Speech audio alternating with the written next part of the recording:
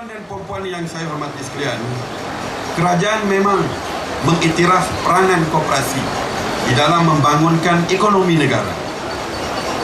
Koperasi menjadi enjin pertumbuhan ekonomi yang ketiga selepas sektor swasta dan sektor awam. Sasaran daripada SKM, sasaran daripada Suruhanjaya Koperasi, terutamanya Kementerian Perdagangan Dalam Negeri, Koperasi dan Kepenggunaan, ialah supaya pihak koperasi menyumbangkan 5% kepada KDNK negara menjelang 2015 dan 10% kepada KDNK negara menjelang 2020. Walau bagaimanapun, koperasi mesti berubah.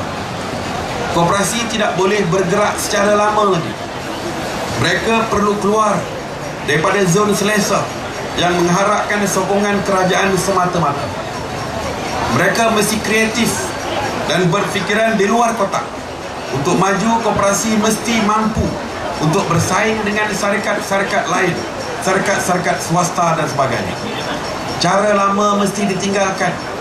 Koperasi tak boleh lagi berniaga secara kecil-kecilan untuk kepentingan kelompok ahli tertentu saja.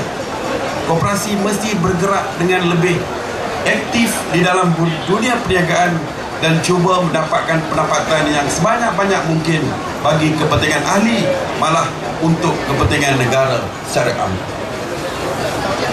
Jadi, saya menasihatkan koperasi supaya terlibat di dalam ekonomi ataupun sektor berteknologi tinggi. Baru-baru ini kita lihat pihak angkasa telah terlibat di dalam sektor telekomunikasi yang sebelum ini tidak pernah koperasi terlibat di dalamnya. Koperasi-koperasi juga perlu bergabung seperti yang saya sebutkan supaya mewujudkan skala ekonomi yang besar. Kerana dengan mempunyai skala ekonomi yang besar, baru boleh mereka mencuburi perniagaan yang lebih besar dan seterusnya mendapat pendapatan yang tinggi bagi koperasi-koperasi mereka. Begitu juga dengan pemasaran.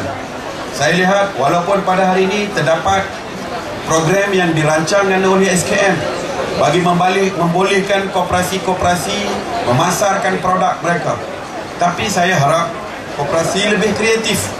Misalnya pada waktu ini merupakan zaman IT dan sebagainya.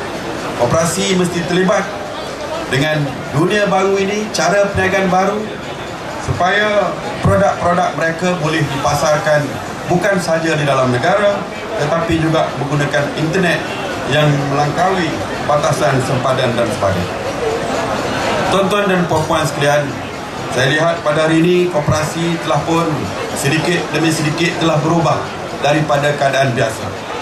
Misalnya kita telah berjaya menubuhkan bank, dan pada hari ini sudah terdapat 2 bank koperasi yang telah ditubuhkan, dan pihak angkasa juga sedang dalam proses perubahan bank yang ketiga, dan kita juga sedang mendapat permohonan daripada pihak lain untuk menubuhkan bank yang keempat.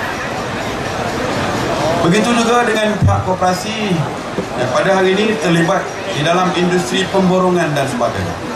Saya ingin memaklumkan kepada tuan-tuan dan puan-puan sekalian bahawa sehingga hari ini lebih daripada 50 koperasi telah pun diberikan lesen untuk mengedar barang-barang bersubsidi dan juga barang-barang kawalan yang sebelum ini tidak pernah koperasi melibatkan diri dan sebagainya. Pada hari ini juga kita lihat koperasi sedikit demi sedikit terlibat di dalam usaha sama dengan syarikat swasta. Saya harap koperasi memahami kepentingan mereka, iaitu koperasi mempunyai ahli yang ramai dan pihak swasta mempunyai keuangan yang kukuh dan mempunyai kepakaran. Saya harap selepas ini pihak koperasi boleh bergabung dengan pihak swasta di dalam menjalankan perniagaan mereka dan sebagainya.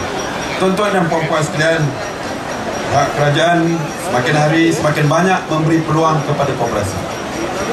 Misalnya salah satunya ialah untuk terlibat di dalam program transformasi kedai runcit. Pihak SKM telah diberi peranan untuk menukar kedai tradisional koperasi kepada kedai-kedai yang lebih moden.